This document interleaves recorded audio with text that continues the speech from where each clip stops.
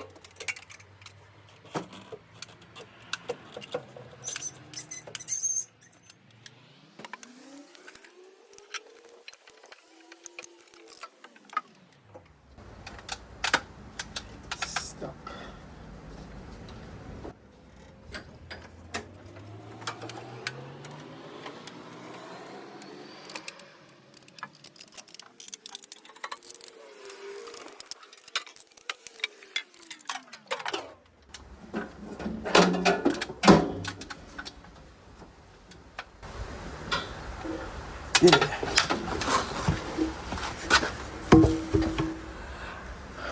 Don't know how much of that you saw, but the flue come off and there was enough play on the pipe.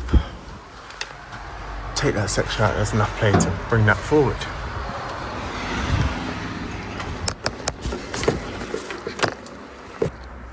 Right, found a washer, nicked it from Valent. Nicked it from the Valent.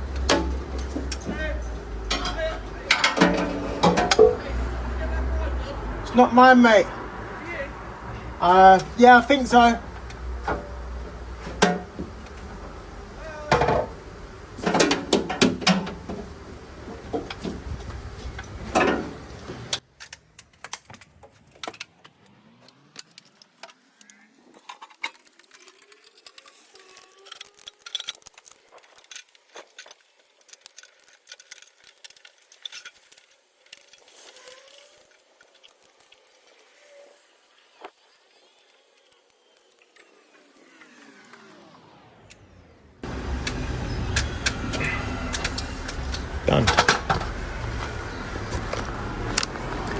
done. So let's top the pressure up and get it going. Oh, and obviously put the flue back in.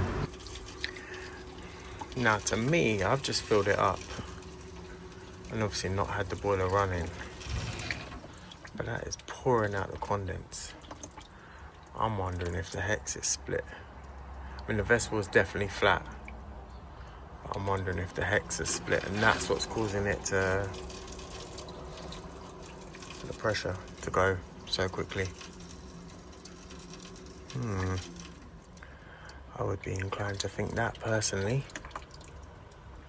What do you think? Jump in the comments. So that's still running the whole time. I was putting the flue back in. But look, here's a key test. Switch the valves off.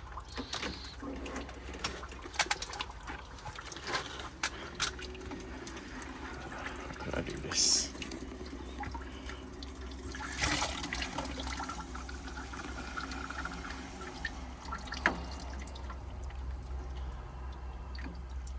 Pull the PRV, empty the boiler. That slows down.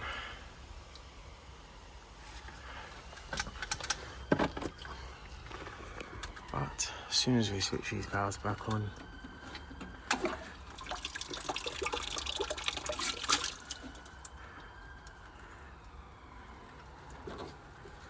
top the pressure up.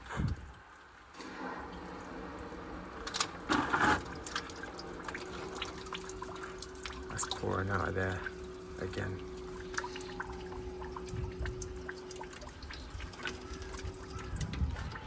PRV's not been swapped yet, but that just proves the main hex is gone.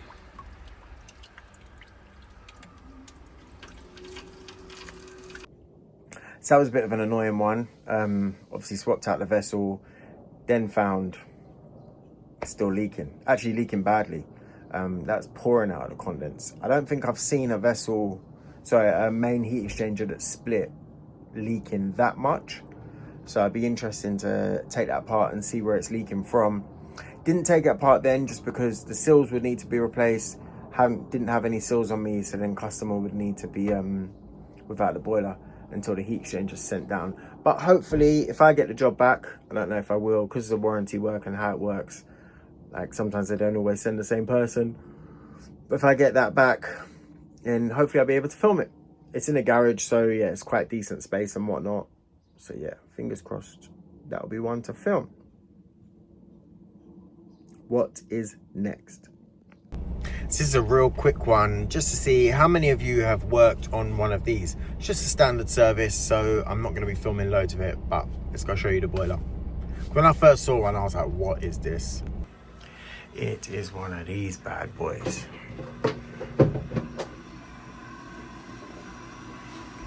Proper boiler. Actually, the whole system's proper, to be fair. On the floor everywhere.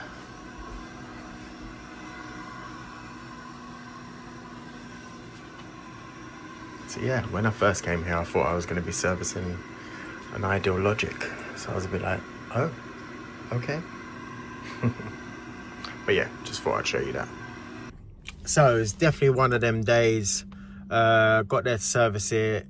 Said, how's the boiler working? And said it's been rumbling and doing all this, like it's going to take off. Issues with the hot water, issues with a shower, which got the cartridge for. So yeah, it's going to need a injector clean out. Also got a leaking AV, leaking low water pressure sensor. Start off with cleaning the injector, main heat exchanger and everything. And then also check the burner. So they've got like a mesh in them that can sag and hits like the pins and stuff like that. So yeah, we'll put that in for another day, take that all apart, have a look, replace a shower, because that's going to need a deep socket, which I didn't have a 17mm deep socket on me. And yeah, that will go back another day. Maybe I'll get some footage of that. Should be a fun one to do. One thing I will say is with that commercial stuff, it's isolations everywhere. So it looks like a lot easier to drain down in fairness. Right. Letting agents. Let's talk about them. Firstly, do you work with them? Do you not work with them? Give me the good stories, give me the horror stories. I've only worked with one previously where I worked with them for a good couple of years, and it was all going well until it went south a little bit. But the agents, they just changed the way they wanted to do things. There was a little bit of talk of basically like me invoicing for a certain amount, but them paying me less. It all got confusing, and to be honest, I just wasn't interested in that kind of tomfoolery, shall we say. But the biggest thing with agents is key collection. Now, I had an incident this week where I went to collect the keys. It's about 10-15 minutes away from the job. Got back to the job. Keys to the main door didn't work. One of the other flat tenants kindly let me into the main door. Go up to the actual flat door. Those keys didn't work. Turns out I've been given the wrong keys. Now, I'm within my rights to charge for that, but I haven't, because it's going to leave a bitter taste in the landlady's mouth, and therefore she won't use me anymore, or there's a high chance of it, and I get that. But then I've lost out, because then I had to drop the keys back. So I spent like 45 minutes on this and not got paid for any job. So that is real frustrating, and it got me thinking and discussing with a colleague of mine, Bentley Plums, if you follow him on Instagram, and just like all the things you've had with keys, whereby you go to collect them, turn up there, tenant's actually in, so that's a pain in the backside. Or the opposite, you go to collect them, the keys aren't there, no one knows where they are, or you've handed them back, then no one's saying you handed them back, and they're like, oh, ringing you up a few days later, where are the keys, you had them last. So yeah, there's all these little things to factor in. Then you've got obviously terms of payments and how long that's going to take. Then you've got a lot don't want to pay for anything. I had a meeting with one, and they didn't want to pay for diagnosis. They wanted you to go around, diagnose it for free. Then they would get a quote from you and 2 other people, and they were quite honest, we'll take the cheapest. And I was not interested in that at all. I literally walked out of the meeting. I got up, not rudely, but I got up and I just said, look, this isn't for me. They also wanted £35, a landlord's check. So again, I was like, nah, this isn't for me. Like, let's just stop it here, because there ain't nowhere in the middle that we're going to be meeting. So yeah, it's obviously it's good, because often it's guaranteed work when they're on side, but it's keeping them on side without kind of doing yourself over and being super cheap. But yeah, let me know what you think. Let me know your experience with agents and how you're getting on with it. Also, just finding out the going rate is just a nightmare. So again, if anyone knows the going rate for London, drop in the comments, because I get everything from, I know one person that's charging landlords, I think she said, or they're paying like £135 a service. But I know some that we want £35 for an LGSR. So yeah, let me know. Don't forget to like, share, comment, subscribe, hype, all the usual things. And we've got some real fun stuff coming up too. Some stuff with Fernox, some stuff with Installer Show or at Installer Show. So yeah, keep an eye out.